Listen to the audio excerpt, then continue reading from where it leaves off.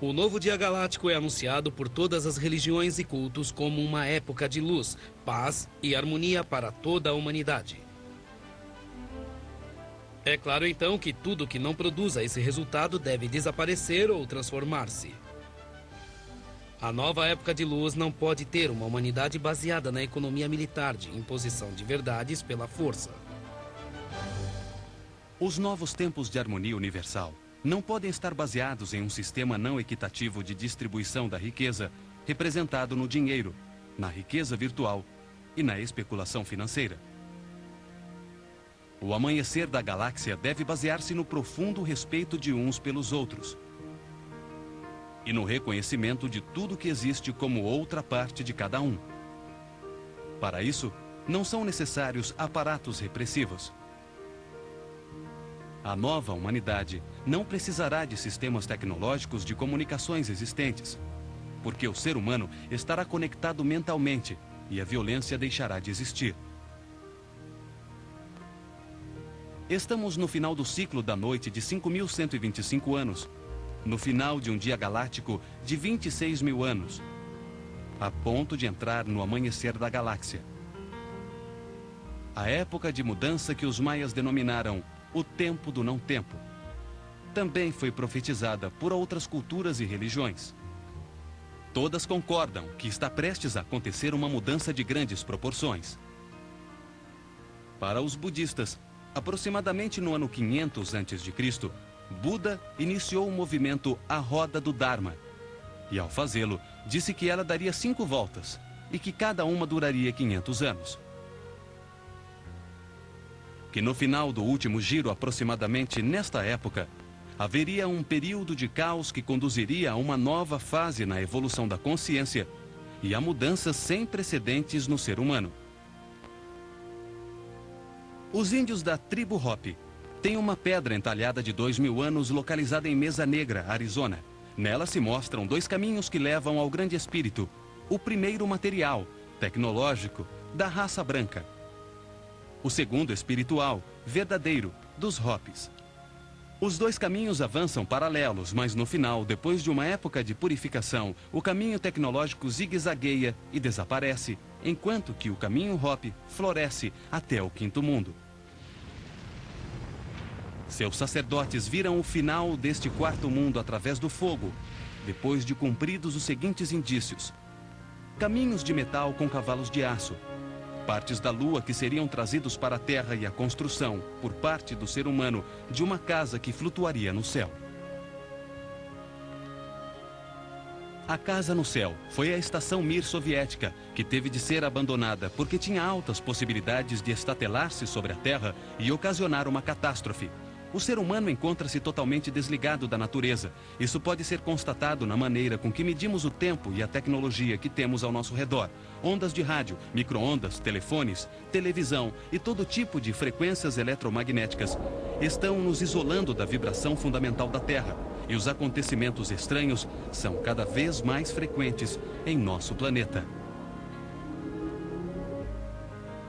Outro dos fenômenos estranhos que surgiram ultimamente é o aparecimento na Inglaterra e em outras partes do mundo de mais de 3.000 formas geométricas espontâneas que se formam nos campos cultivados.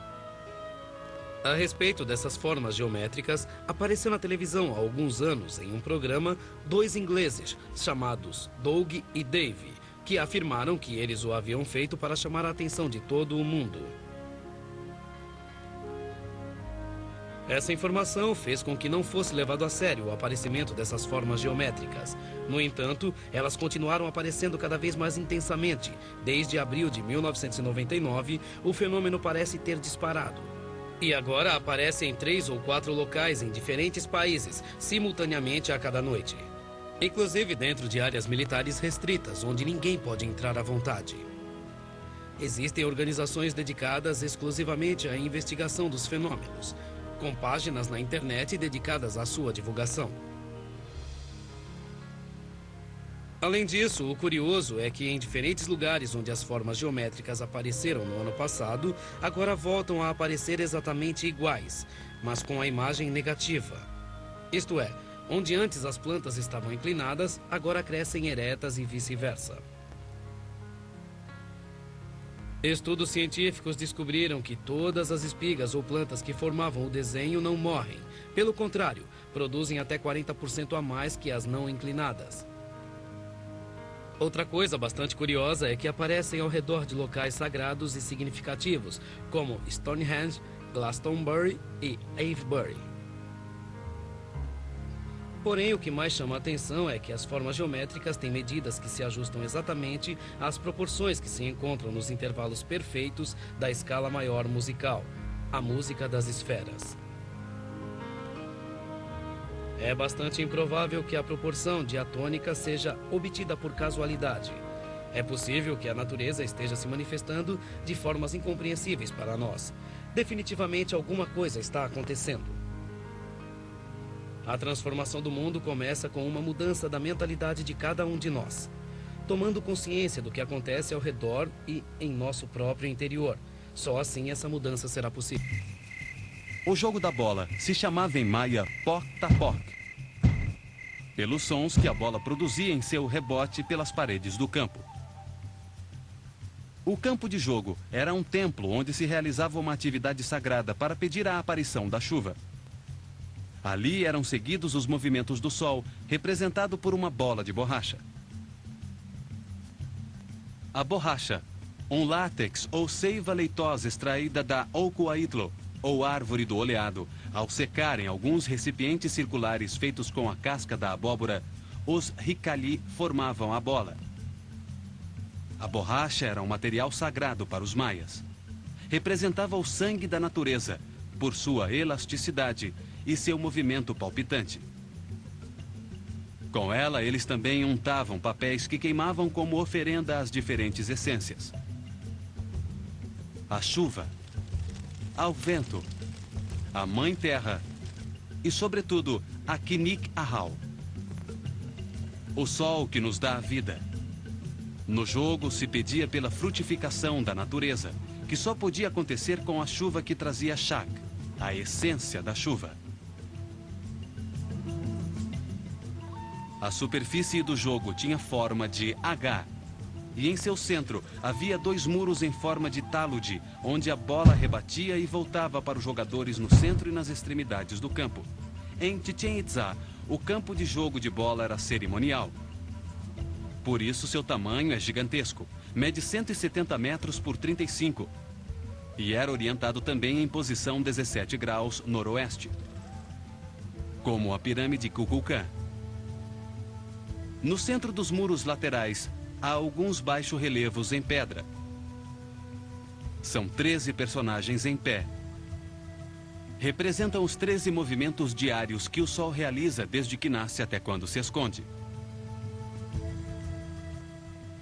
No centro, há um personagem sem cabeça, e de seu pescoço saem 7 cascavéis. Isso simbolizava o momento em que mais fortemente se recebe a energia do Sol, ao meio-dia, nos 7 pontos que ligam o ser humano com o céu. Os chakras. Os maias sabiam que esses pontos estavam ligados à coluna vertebral, pela qual essas energias se moviam, e que eles viam também com a forma de uma serpente, o Kundalini hindu. Nesses pontos encontram-se os sistemas glandulares que transformam as energias sutis do universo nas substâncias que os órgãos do corpo necessitam para funcionar adequadamente. O personagem também tem um ramo de flores e frutos, que representam a vida e a fertilidade obtidas do sol. Em sua mão esquerda, ele leva sua própria cabeça, representando assim o domínio da mente e do ego. Uma passagem necessária para se transcender. Chegaram a dizer, por esse baixo relevo, que os maias cortavam as cabeças dos jogadores que perdiam. Nada mais infundado em uma civilização baseada no amor. Algumas pessoas simplesmente não entenderam o seu significado real.